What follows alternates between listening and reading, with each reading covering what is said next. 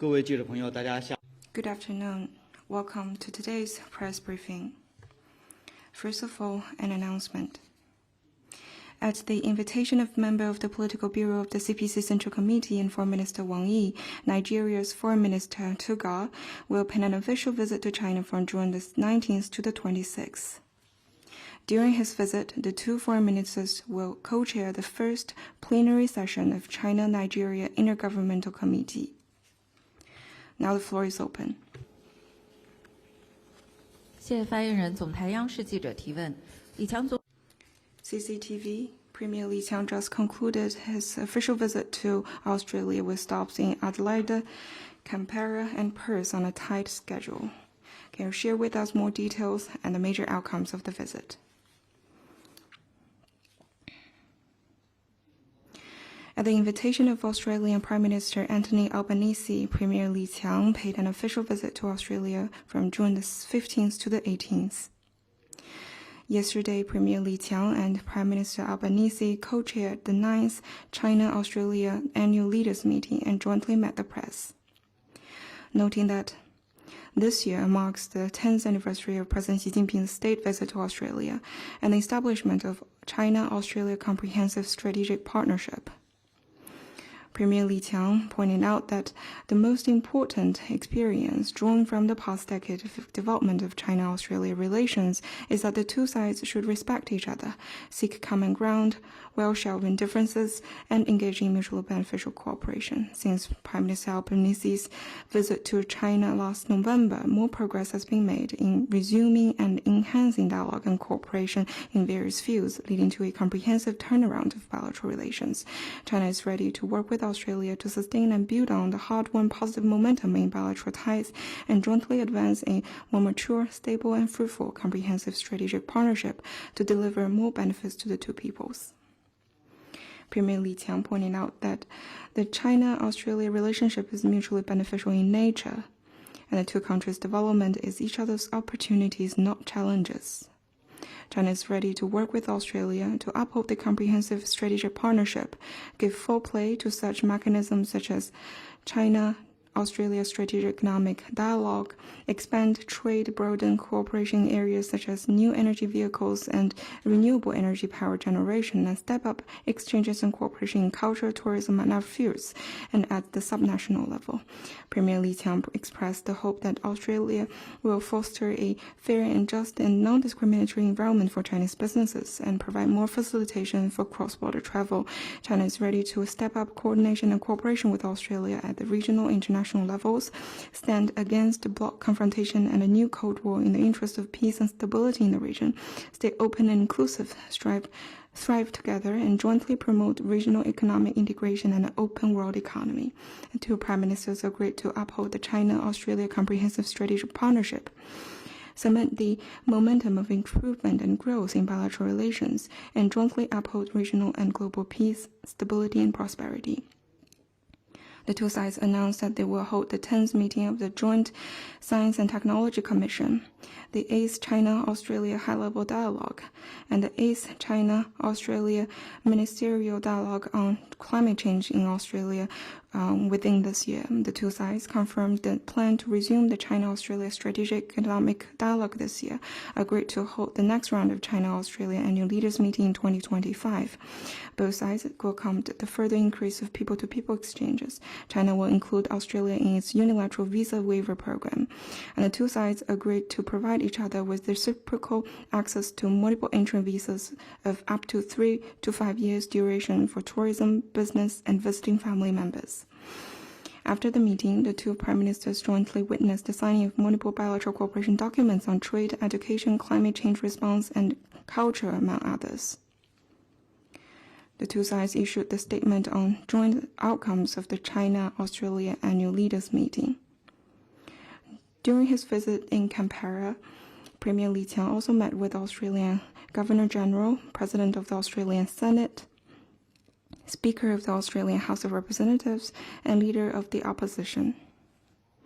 In Adelaide, Premier Li Qiang looked at the China-Australia cooperative research on the conservation of giant pandas, and today in Perth, Premier Li Qiang and Prime Minister Albanese jointly attended the China-Australia CEO Roundtable meeting. Next one, please. 谢谢发言人。中新社记者提问：据报道，中欧人权对话。China News Service, it was reported that the China-EU Human Rights Dialogue was held in China a few days ago. Can you share more details of the dialogue? From June 13 to 17, China and the EU held the new round of human rights dialogue in China. Assistant Minister of Foreign Affairs Miao Deyu met with head of the EU delegation, Deputy Managing Director for Asia and the Pacific at the European External Action Service, Paola Pampaloni, Director General of the Department of International Organizations and Conferences of the Foreign Administration Board, and Pampaloni co-chaired the China-EU Human Rights Dialogue in Chongqing. Representatives from China's legislative, judicial, ethnic, and women departments attended the dialogue. The Chinese side fully elaborated on China's human rights development path, philosophy, and achievements, and China's position and propositions on global human rights governance. The Chinese side also protested against the China-related contents in the 2023 annual report on human rights and democracy in the world and the annual reports on Hong Kong and Macau recently released by the EU, stressed that affairs related to Xinjiang, Xizang, and Hong Kong, as well as individual judicial cases, are purely China's internal affairs that brook no external interference, and asked the EU to earnestly respect facts and the human rights development path independently chosen by the Chinese people and stop interfering in China's internal affairs under the pretext of human rights. In response to the EU's groundless accusations against China's judicial procedure, death penalty, labor rights, and issues related to ethnic groups and religions, China laid out the facts and used the facts and reason to firmly refute these allegations. The Chinese side also pointed out the grave human rights problems in EU countries, including racial discrimination, infringement on the rights of refugees and immigrants, restriction on freedom of speech, religious hatred, judicial unfairness, and violence against women, and asked the EU side to earnestly resolve these problems. Both sides believed that the dialogue was candid, profound, and conducive to better mutual understanding, and both sides expressed readiness to explore cooperation in multilateral human rights areas, including economic, social, and cultural rights, women, children, and people with disability. A side visit to the Xizang Autonomous Region took place before the human rights dialogue. The EU delegation visited local programs related to the socio-economic development, ethnic community, religion, education, culture, human rights, and the rule of law. The delegation said they gained a certain understanding of the reality on the ground in the Xizang Autonomous Region, especially how relevant policies have been implemented and taken effect. The delegation had talks and exchanged views with Chinese experts on human rights in Beijing. Let me stress that China stands ready to work with the EU based on equality and mutual respect to conduct exchange and cooperation on human rights, enhance mutual understanding and trust, broaden consensus, resolve differences, and make progress together. In the meantime, China firmly opposes politicizing human rights issues and double standards, opposes imposing one's own development models on others, opposes interfering in China's internal affairs, and opposes microphone diplomacy on multilateral platforms. We hope the EU will work with us in the same direction, uphold dialogue and cooperation instead of confrontation and pressuring, and jointly make positive contribution to the international human rights cause. Next question, please. 发言人好，环球时报记者提问。据报道，委内瑞拉政府是。 Global Times, it's reported that Venezuelan government released a statement on June the 17th to strongly oppose the process of a U.S. court-mandated auction of Citigo petroleum corporation, calling the action a clear violation of law and plundering of Venezuela's assets, was China's comment. China stands firmly for the UN Charter and the basic norms governing international relations. We oppose the U.S. unlawful unilateral sanctions and long-arm jurisdictions against Venezuela.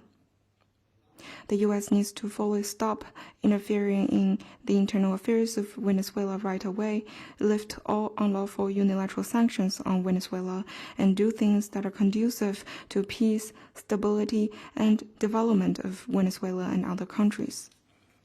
Next one, please. 谢谢发言人。bon ton chat. Kyoto News.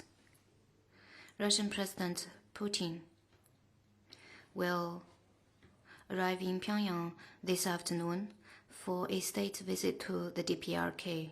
What is your comments on the good relations between Russia and the DPRK? 此前我们回答 We answered relevant questions before. This concerns bilateral interactions between Russia and the DPRK. Next one, please. Thank you. Bloomberg News. 彭博社。一个美国两党议员小组，该小组由众议院外交事务委员会主席迈考尔领导，并且包括前众议院议长佩洛西。该小组正在访问达拉斯萨拉，并将会见达赖喇嘛。此外，美国国会本周通过了促进解决藏中冲突法案，该法案加强美国对西藏的支持，并推动中国政府与达赖喇嘛或西藏流亡官员之间进行谈判。美国总统拜登预计将签署该法案，使之成为法律。外交部对这两件事有何评论？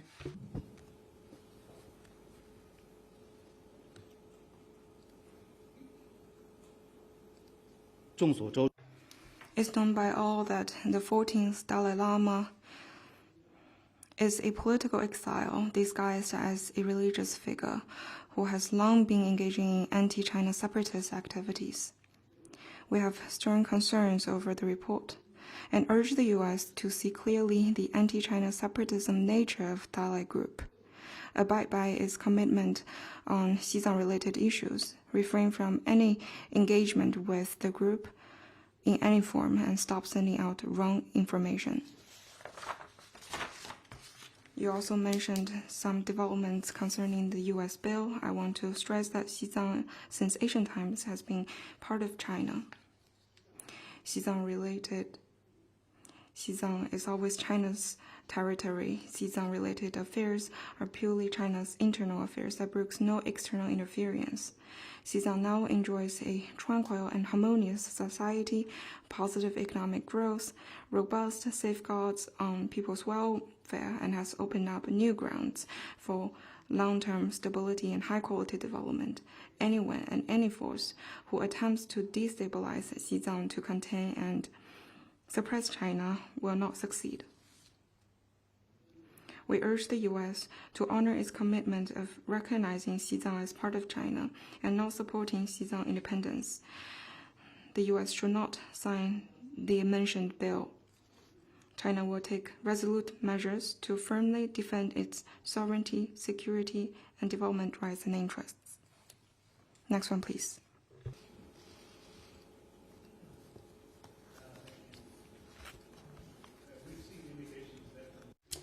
Would you speak to your mic? We've seen indications that from July. 据报道，从7月1日开始，中国公民不能免签进入厄瓜多尔。厄瓜多尔是一段危险旅程的起点，通过这段路程，上万中国人移民到美国。外交部对此有何评论？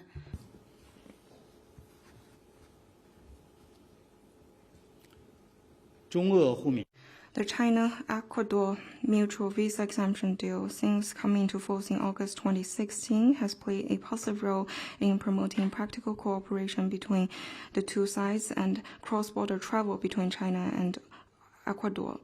The Chinese government firmly opposes any forms of smuggling. In recent years, law enforcement authorities cracked down on crimes that undermine border control, as well as all kinds of criminals organizing and participating in smuggling activities.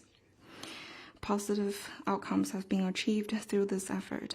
At the same time, Chinese law enforcement authorities are working with relevant countries to jointly combat cross-border smuggling activities, repatriate smugglers, and jointly uphold the order of state-to-state personnel exchanges and interactions. Next one, please. Thank you. One more question. 澳大利亚总理阿尔巴尼斯表示，他对中国官员试图阻止陈磊被摄像头拍到表示关切。阿尔巴尼斯表示，中国政府的官员的行为非常的笨拙，你对此有何回应？了解你提到的具体。I'm not aware of the specifics you mentioned, but I can tell you is that, according to my knowledge, the activities of the 9th China-Australia Annual Leaders Meeting has been held successfully and positive outcomes have been achieved. Next one, please. 下午好，法新社提问。 AFP NATO Secretary General Stoltenberg yesterday warned China that if China continues to provide military technology to Russia and help Russia in the war against Ukraine, NATO allies will ask China to pay for it. What is your response? 北约组 NATO is the product of the Cold War and the biggest military bloc in the world. What kind of role it has played in the Ukraine crisis, the international community has a judgment on it. What the NATO needs to do is to make self-reflections. Instead of arbitrarily smearing and attacking China, China is not the one who created the Ukraine crisis, and we are not the party to it. We are always committed to promoting talks for peace. The objective and fair position, as well as our constructive role that China has played, has been widely commended by the international community. We urge relevant sides to stop shifting blames, sowing discords, stop fueling the flames and instigating bloc confrontation. Instead, they need to earnestly do something real for the political settlement of the crisis. Next one, please. 还有其他问题吗？ Anything else? 好，那今天的记者会到此结束。 Then let's call it a day. Thank you for coming.